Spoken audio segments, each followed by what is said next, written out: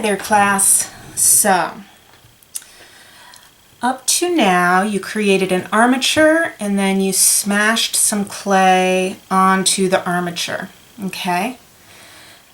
In the last video, I was thinking that the Sculpey would harden enough to build on top of it, and to some extent that's true, but my sculpture certainly didn't do that, and I think it was because it is quite thin and spindly, and it was just really moving all over the place. So I did bake it, and it will show on the packaging what the directions are, but basically I had it in the oven. I think it says 275, but I could be wrong. Had it in the oven for about 15 minutes, and since there is wood inside the armature that I made, there are the little pieces of skewer inside the aluminum foil. It did start smoking just a little bit, not enough to burn, not enough to start a fire, but if you do have wood or paper in your armature, then you really want to be gentle with the baking of it, okay? Very gentle. And once it starts smoking, then turn it off and just, keep the oven door closed, and just let it kind of let the oven cool down nice and slow. You can certainly do this in a toaster oven. It's not super toxic. If you need to use a neighbor's oven or something like that, I spent a lot of time not having access to an oven when I was in my late teens and early 20s. So if you don't have access to an oven and you need to use somebody else's, just tell them what you're doing with it.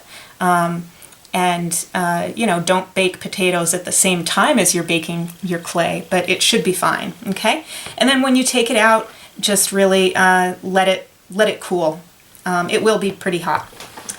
And then you can adhere more clay onto it, okay?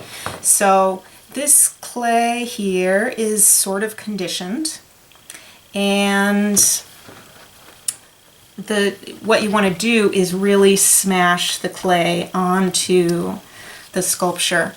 It can feel as though it's not adhering. Like if you just put it on, it comes right off, okay?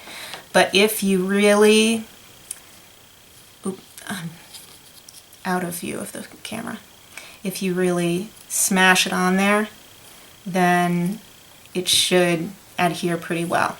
And then let's see how that's going. Yeah, it's not coming off very easily. So once you've got a little bit, some new clay that's on top of the other clay, then you can kind of start working with it. So I've got, I think I added some over there. So what I'm going to do is kind of smash some clay around, and this part is the part that takes a long time because it's going to be the details. And the nice thing about this I've made this a sculpture very similar to this a number of times, and unfortunately they are all at school, so I don't have access to them. But I've gotten to know this structure pretty well, and I know where things fall apart or don't work. Fall apart literally or don't work. So sometimes the ears break, and sometimes things fall apart, and sometimes it just doesn't feel very two-dimensional. Sometimes it doesn't feel very three-dimensional. So sometimes it looks really interesting from some directions, but then other directions it just doesn't feel very interesting. So I kind of play around with this, and let's see. One big thing that will happen is that things can certainly fall apart, okay? So I have a little place up here where the ear is definitely falling off. And let's just give it a little, yeah. So it's just totally falling off, right? So this is not the point where I throw the sculpture away. This is just the point where I say to myself, oh, well, that didn't work. And then I figure out how I can put it back together. So one thing you can use is super glue. That should work fine if you have super glue hanging around.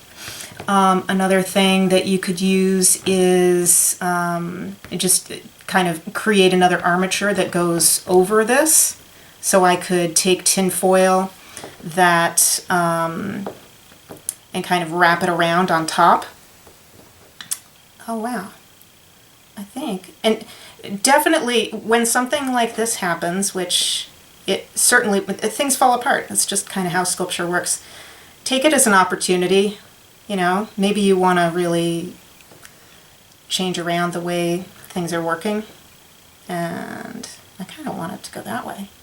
So you might take, let's see, one thing you could use, I have this little spool of wire. I'm not saying that everybody has wire at home, but you could certainly take some pieces of wire and brace it around, okay, and then adhere that with the Sculpey clay, okay, and you do that kind of at the end of your sculpting. So I'll put it like this, and we'll just anticipate that it'll fall apart again, okay, but just so that I have it there while I'm working. So see, just that little bit of wire is kind of holding things together, and I can make it a little more secure later on. So as I adhere more clay here, I'm going to try to just make a big chunk that I can play around with. So one thing that people sometimes don't do, which I think really is a missed opportunity. It's not a mistake, it's just a missed opportunity. So my sculpture, you know, it was, in general, it was the shape I wanted, right? But it had not been developed. And developing a form is kind of, it's the point. That's the point.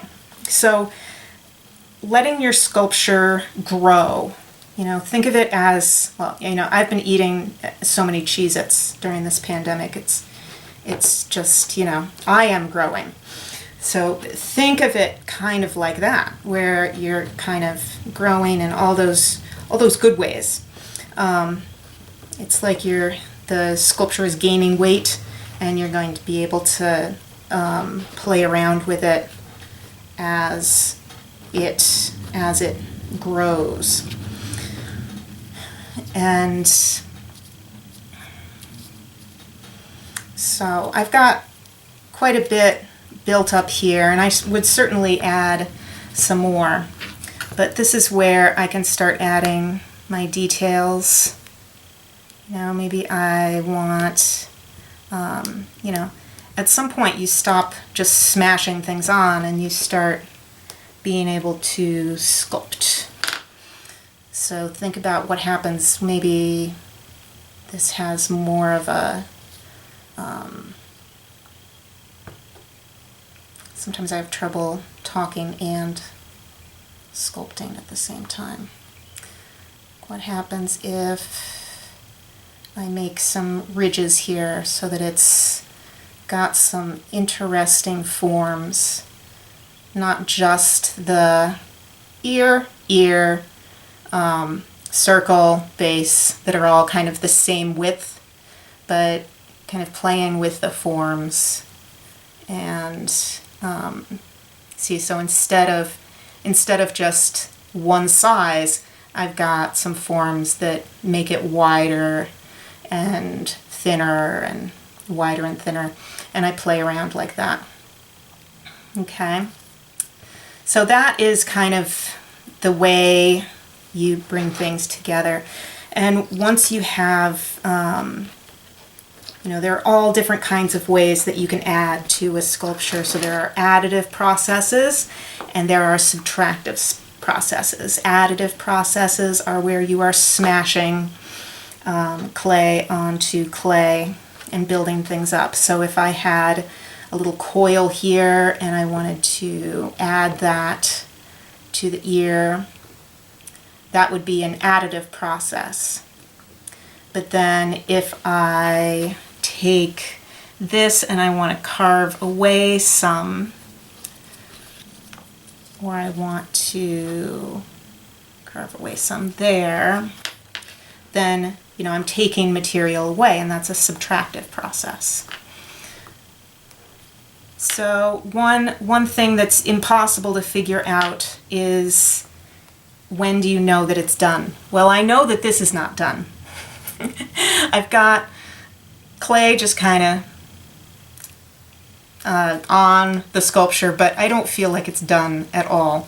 Why is that? It's because I just haven't figured out how it looks in space. So take your time, manipulate things, let it grow, take things away, see how it all feels to you, okay?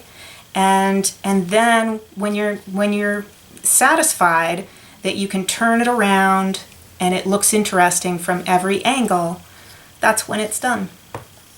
If I were to go through this whole process with you, with this sculpture, we might be here for about an hour or so. But I will try to finish it up and then post a video so that you can see, or not a video, maybe a few images that just show the finished project so that you can see kind of when I thought it was done. So I hope that gives you some ideas for part of the finishing of your sculpture, and I will see you in the next video. Thanks.